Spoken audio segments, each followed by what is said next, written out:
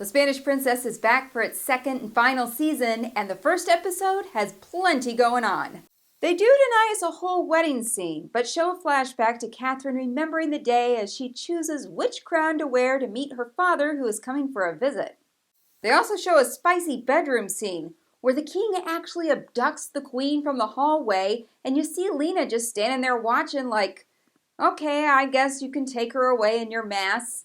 It's like two henchmen. They take her to the bedroom, and King Henry is waiting there in a mask, and you're not for sure it's him, but it's totally him, and they seem really happy.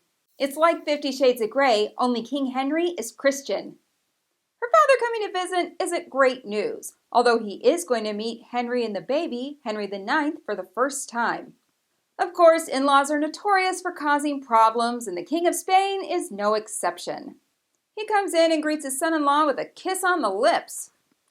That was unexpected, and seems pleased to have a grandson, but seems a little on the fence about working with England against France.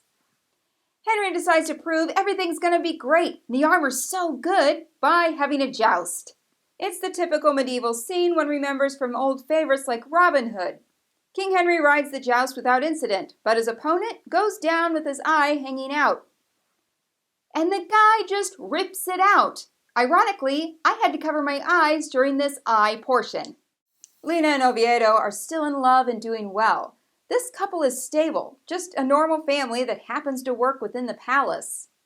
Meg does not seem to be loving her life in Scotland, and who can blame her? She's basically a nanny to a bunch of kids that aren't even hers. Well, 2 of them are, but she also has her husband's kids from previous relationships.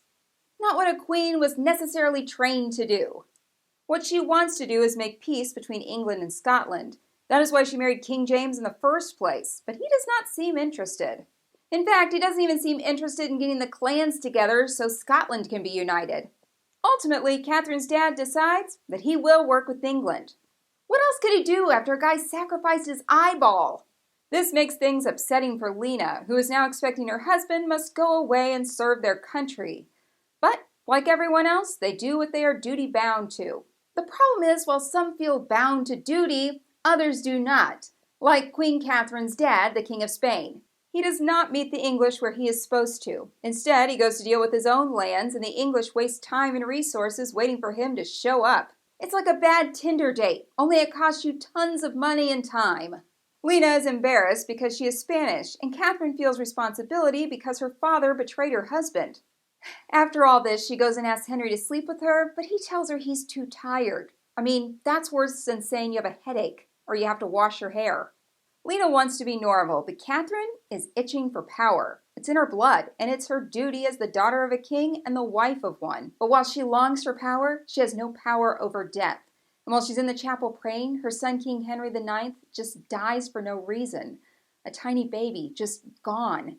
It's shocking, it's heartbreaking, and she is grief-stricken, as one would assume. But ultimately, King Henry tells her that they'll have another son, a stronger one, and the two seem closer than ever. This is the one downside of historical fiction. We kind of know what happens. The Camelot they've created can't last. However, the Spanish princess, Catherine of Aragon, is finally giving the spotlight she deserves. And all the girl power in this show is a treasure.